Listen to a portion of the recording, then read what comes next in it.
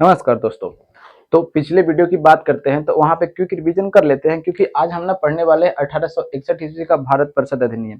तो पिछले वीडियो का थोड़ा-सा अगर क्विक रिवीजन कर लेते हैं तो आपको थोड़ी-सी आसानी हो जाएगी। जिसमें 1858 ईस्वी का हमने पढ़ा था, तो उसमें क्या पढ़ा था कि बोर्ड ऑफ कंट्रोलर था उसको खत्म कर दिया गया था। अब बोर्ड ऑफ जो डायरेक्टर था उसको खत्म कर दिया गया था, किया गया था ना। और भारत के लिए एक पद बनाया गया था राज्य सचिव, ठीक है। इसकी सहायता के लिए क्या था, 15 गो सदस्यीय परिषद का गठन किया गया था, जिसमें कितना मेंबर थे, 15 गो सदस्य थे। यहाँ तक पिछली वीडियो में हमने देखा था ना। और इसके जस्ट पहले ही हमने देखा था कि 1857 ईस्वी में क्या हुआ था, भारत में सिपाही विद्रोह हुआ था, जिसको कई व्यक्ति क्या कहते हैं कि ये प्रथम राष्ट्रीय स्वतंत्रता संग्राम था और कई व्यक्ति बोलते हैं कि सिपाही विद्रोह था। ये चीजें जब 1857 ईस्वी की क्रांति जब हम पढ़ाएंगे तो वहां पे आपको इसके बारे में विशेष रूप से आपको पढ़ने को मिलेगा, ठीक है। तो आज जो हमें पढ़ना है, टॉपिक से भटकते नहीं है, जो हमें पढ़ना है वहां तक पहुंचने की कोशिश करते हैं, क्योंकि भटकाने के रास्ते बहुत है मगर हमें संकल्प एक ही है कि हमें लक्ष्य को प्राप्त करना है। तो बस उसी को पकड़ते हुए आगे हम बढ़ते चलते हैं, ठीक है। अब देखिएगा कि 1861 ईस्वी का जो भारत परिषद अधिनियम है उसके बारे में हम चर्चा करते हैं क्या करते हैं कि जैसे में अभी हमने देखा कि 1857 ईस्वी में क्या हुआ है कि भारत में क्या हो चुका है, तो भारत में सिपाही विद्रोह हो चुका है। यानी सभी को जानते भी होंगे कि 1857 में बहुत इतने बड़े दंगे हुए थे, दंगे नहीं कर सकते हैं, इतने बड़े क्या हुए थे, आंदोलन हुए थे, सिपाही विद्रोह कई व्यक्ति बोलते हैं, लेकिन ऐसा बात बिल्कुल नहीं था। कई राजा जो थे ये स्वतंत्रता की लड़ाई लड़ रहे थे, कई सिपाही लड़ रहे थे, कई व्यक्ति जो आम जन के लोग थे वो लड़ रहे थे, लेकिन कई क्षेत्र इतना बड़ा हिस्सा जो था इस ये जो आंदोलन हुआ था 1857 ईस्वी का जो विद्रोह हुआ था इससे अछूते थे, इसमें शामिल नहीं हुए थे। यानी काफी संख्या में इसमें लोग भाग लिए थे और नहीं भी लिए थे, यानी 50% बोल सकते हैं, 50% नहीं भी बोल सकते हैं। लेकिन इसने अंग्रेजों की नींव को हिला करके रख दिया था। ये ऐसा विद्रोह था जो अंग्रेजों को ऐसा लगने लगा था कि यहाँ से हमें बढ़िया बिस्तर समेट करके क्या करना पड़ेगा, भागना पड़ेगा। अंग्रेज ने क्या किया था कि इस विद्रोह को कुचलने के लिए लाखों लाखों की संख्या, हजारों हजारों की संख्या में क्या करते थे, लोगों को मारने का, कुचलने का कोशिश किया करते थे। और किए भी वैसा। जो दोषी पाए गए, जो भी व्यक्ति विद्रोह करता था उसे सीधा सीधी क्या कर देता था, ये तोप से उड़ा देता था, तो बीच चौराहे पर फांसी देने का ये काम करता था, ये अंग्रेज काम करता था। लेकिन बात वही है ना कि जब विद्रोह आपके खिलाफ होने लगे ना, तो चाहे आप कितना भी लोगों को क्यों ना मार दीजिएगा, एक को मारिएगा तो फिर अलग अगले दिन और पैदा होंगे। वही वाली बात हो रही थी। अब क्या था कि 1857 ईस्वी का विद्रोह हुआ था, तो अंग्रेजों को तो समझ में आ गया कि ये विद्रोह हमारे खिलाफ हो रहा है और इसे भारत में शासन लंबे समय तक करना है। तो अब लंबे समय तक काम करना है, तो शासन करना है, तो इसने सोचा कि हम पहले भारतीय लोगों को मदद लेना चाहेंगे, तबे हम भारत में लंबे समय तक शासन कर पाएंगे। यानी जिस क्षेत्र में, यानी जिस घर में आप कब्जा करना चाहते हैं, अगर उस घर के मेंबर को आप एक सदस्य, कोई भी सदस्य है उसको आप अपने तरफ कर लेते हैं, यानी अपने तरफ खींच कर लेते हैं उसको, तब आपको उस घर पर शासन करना काफी आसान हो जाता है। यानी उस घर को बारे में जितना इंफॉर्मेशन है वो सब आप ले सकते हैं, होते हैं ना, होता है ऐसी ना। तो जस्ट वही ये चीज करना चाहता था कि या वो भी चीज कर सकते हैं या ऐसे भी कर सकते हैं कि उन्हें भी लगेगा, या ऐसा भी लगेगा कि उन्हें भी लगेगा कि नहीं भाई, जो शासन हो रहा है, जो हमारे लोग भी क्या है, ये शासन में भागीदार हैं। ये ऐसा सोच वैसा था अंग्रेज का, ठीक है। दो तरह का सोच था। अब क्या था कि क्या हुआ ना कि 1861 ईस्वी में ये क्या किया कि सबसे पहले क्या किया कि भारतीयों को, जिसमें अभी हमने बताया कि ये भारतीयों को क्या करने किया, अपने जो कानून बनाने की जो प्रक्रिया थी, जिसमें जो नियम बना रहे थे, कानून बना रहे थे, जिसमें 1853 ईस्वी का जो हमने बताया था चार्टर अधिनियम, उसमें भी बता दिया कि 6 गो एक मेंबर के लिए एक नए गवर्नर जनरल की एक नई परिषद का गठन किया गया था, जिसमें मेंबर कितने थे, 6 थे। देखिएगा ये सब चीज थोड़े से हार्ड पड़ जाते हैं, तो ये सब चीज को आप रिवीजन करते रहिएगा बार बार, ताकि आपको दिमाग से बिल्कुल नहीं निकलेगा। 1853 में हमने बताया था कि ये एक गवर्नर जनरल की परिषद का गठन किया गया था, जिसमें 6 गो मेंबर थे और 4 गो का चुनाव होता था, ठीक है। यानी कहाँ कहाँ से चुनाव हुआ था वो हम सब बता चुके थे यहाँ पे। अब क्या था कि यही व्यक्ति क्या करते थे, क्या कि कानून बनाने की प्रक्रिया में भाग लेते थे। तो अब ये व्यक्ति सोचा ना, अंग्रेज क्या सोचा, 1861 ईस्वी में जो अधिनियम आया था उसमें सोचा क्या कि जो कानून बनाने की जो प्रक्रिया है ना, तो उसमें तो पहले वही लोग रह रहे थे, अंग्रेज लोग ही रह रहे थे। लेकिन इसमें प्रथम बार क्या करता है, इसमें प्रथम बार 3 गो व्यक्तियों को क्या करता है कि विधान परिषद जो था, गवर्नर जनरल की जो बोल रहे थे, जिसको केंद्रीय विधान परिषद बोला जा रहा था, उसमें क्या करता है कि भारतीयों को शामिल करता है। कितने भारतीयों को? 3 भारतीयों को शामिल करता है। तो सबसे पहली क्वेश्चन ये बन जाती है कि कौन से अधिनियम के तहत भारतीयों को पहली बार क्या किया, कानून बनाने की प्रक्रिया में शामिल किया गया? तो कौन सा अधिनियम है? ये 1861 ईस्वी का क्या है? अधिनियम है। देखिएगा, चीजों को हम आराम से और इजी तरीके से समझाने की कोशिश कर रहे हैं। यहाँ तक तो समझ में आ रहा है कि क्या क्या प्रोसेस हुआ, क्यों हुआ। जैसे में क्या होता है ना कि रटने की कोशिश कीजिएगा ना, तब आपको नहीं होगे। देखिएगा, हमने कारण दिया। कारण क्यों दिया कि 1857 ईस्वी का विद्रोह हो चुका था। तो विद्रोह हुआ था 1 साल बाद क्या हुआ था, जो 1858 ईस्वी का बनाया था, वो हमने बताया था कि बोर्ड ऑफ कंट्रोल और बोर्ड ऑफ डायरेक्टर, ये सब अभी थोड़ा देर पहले बताया कि ये सब खत्म कर दिया गया। फिर 15 सदस्यीय एक राज सचिव बनाया गया।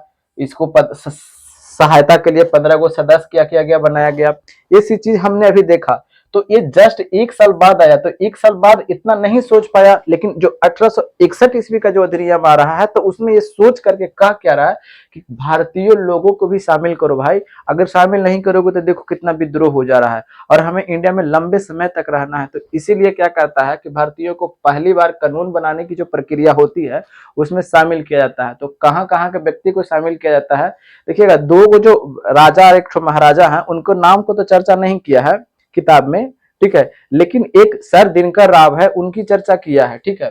एक व्यक्ति कौन थे? बनारस के राजा थे, ठीक है, ये बनारस के राजा थे। और एक थे पटियाला के महाराजा थे। और जो एक व्यक्ति है ना, ये व्यक्ति कौन है? सर दिनकर राव। ये सर दिनकर राव को क्या किया गया था? पहली बार मनोनीत किया गया था। मनोनीत मतलब समझते हैं? यानी नियुक्त किया गया था, कोई वोट वगैरह से चुन करके नहीं आया था। यानी कहने का मतलब कि अगर वहां का गवर्नर जो था, ठीक है, गवर्नर जनरल जो था, वो क्या कहा था कि हम इस व्यक्ति को क्या कर देते हैं? नियुक्त कर देते हैं। तो इस समय गवर्नर जनरल कौन होगा? तो आप बता दीजिएगा। तो इस समय होगा कौन? गवर्नर जनरल तो नहीं कह सकते हैं अब, क्योंकि 1858 ईस्वी जो आती है, तो 1858 ईस्वी में क्या होती है कि गवर्नर जनरल का नाम बदल करके अब क्या कर दिया गया है? भारत का वायसराय, ठीक है। तो क्योंकि 1858 ईस्वी में क्या होता है कि गवर्नर जनरल का नाम को बदल दिया जाता है, ठीक है। तो अब क्या कर दिया गया है? भारत का वायसराय। तो अब भारत का प्रथम वायसराय कौन था? तो क्यों वायसराय कौन होगा? लॉर्ड कैनिंग, ठीक है, लॉर्ड कैनिंग था। तो यही वायसराय इस समय था, लॉर्ड कैनिंग। अब ये लॉर्ड कैनिंग ही क्या करता है? नियुक्त करता है। समझ में आ गया यहां तक? अब क्या था कि जो विधायी शक्तियां जो क्या किया गया था कि जैसे में हमने पढ़ा था, देखिए पीछे से हम इसलिए रेट कर रहे हैं ना, ताकि आपको समझने में ज्यादा आसानी हो सके। फिर से हम समझाते हैं, देखिएगा, हम इसीलिए पीछे से लेकर के आ रहे हैं। 1773 ईस्वी का जैसे हम रेगुलेटिंग एक्ट पढ़ा था, तो उसमें हमने क्या देखा कि बंगाल के अंतर्गत में किसको किसको ला करके रख दिया था? एक तरफ बंबई को ला करके रख दिया था, और एक तरफ किसको? चेन्नई को ला करके रख दिया था। ये पढ़ा था ना। लेकिन जैसे ही हमने फिर 1793 ईस्वी में पढ़ा था, 1793 ईस्वी का चार्टर अधिनियम पढ़ा था, तो इस पर नियंत्रण और क्या कर दिया था? सख्त कर दिया था, एकदम सख्त करके रख दिया था, ठीक है। ये नियंत्रण एकदम पूरी तरह से पैनी नजर बनाए हुए था। लेकिन जैसे ही हम पढ़ते थे 1833 ईस्वी का चार्टर अधिनियम जब हम पढ़ रहे थे, तब उसमें क्या था कि ये बंबई और चेन्नई जो था ना, ये बंबई चेन्नई की जो विधायी जो शक्तियां थी, ये विधायी शक्तियां को भी क्या कर दिया गया था? समाप्त कर दिया था। तो अब खुद सोच करके देखिए कि अगर सेंट्रल गवर्नमेंट जो होती है, बिहार गवर्नमेंट है, झारखंड गवर्नमेंट है, ये सब की कानून बनाने की शक्तियां खत्म कर देती है, तो यानी मेन सत्ता किसके हाथ में? यानी मेन पावर किसके हाथ में? सेंट्रल गवर्नमेंट के हाथ में है। तो यही वाला हाथ था, हो गया था 1833 ईस्वी में हुआ था। लेकिन क्या होता है कि 1831 ईस्वी में अब क्या होता है कि जो विधायी शक्तियां बंबई और ये चेन्नई को खत्म कर दिया गया था ना, ये 1861 ईस्वी में क्या कर दिया जाता है? दे दिया जाता है। तो विधायक पुनः दिया गया, किसे किसे दिया गया? तो यही बंबई को दिया गया, और फिर किसे दिया गया? चेन्नई को दिया गया, चेन्नई को दिया गया। समझ में आ रहा है ना? समझ में तो बिल्कुल अच्छी तरह से तरीके से आ ही रहे हैं। अब क्या था कि जैसे में आज हम लोग पढ़ते हैं ऑर्डिनेंस। ऑर्डिनेंस क्या होता है ना कि जैसे में जो क्या होते हैं कि पार्लियामेंट्री जो मेंबर हैं, ठीक है, अगर सत्र नहीं चल रहा हो, यानी कोई उपस्थित नहीं हो व्यक्ति, तो उस समय क्या होते हैं कि अगर अगर क्या होता है कि देश में एक कानून बनाने की काफी सख्त जरूरत है, और उस समय जो सदन है जो सत्र में नहीं हो, या तो लोकसभा या तो राज्यसभा, ठीक है, दोनों में से कोई, अगर सत्र नहीं हो तो उस समय आर्टिकल 123 के तहत, आर्टिकल 123 के तहत राष्ट्रपति जो क्या करते हैं कि एक अध्यादेश जारी करते हैं। यानी कानून बनाना है तो कानून बनाने में तो संसद तो उपस्थित नहीं है, ठीक है, जब उपस्थित नहीं है तो इसीलिए राष्ट्रपति क्या करते हैं कि एक अध्यादेश जारी करते हैं, ठीक है, और ये वैलिड कितने महीने तक रहता है, 6 महीने तक रहता है। तो ये उस समय स्टार्ट किया गया था, किस समय स्टार्ट किया गया था, यानी कहने का मतलब क्या है कि गवर्नर जनरल की अगर मेंबर की अनुमति के बिना ही लॉर्ड कैनिंग जो था ये अध्यादेश को जारी कर सकता था। समझ में आ गया ना, यानी जो 6 गो गवर्नर जनरल परिषद के जो मेंबर थे उसकी परमिशन के बिना भी ये लॉर्ड कैनिंग अध्यादेश को, ये तो आर्टिकल 123 अभी हम लोग को संविधान में पढ़ना है ना, लेकिन उस समय आर्टिकल नहीं थे, ठीक है, तो उस समय क्या अध्यादेश जारी करने की शक्ति किसे थी, तो लॉर्ड कैनिंग को थी। तो पूछ दिया कि अध्यादेश जारी करने की शक्ति किस अधिनियम के तहत था, तो यही 1861 ईस्वी के अधिनियम के तहत था।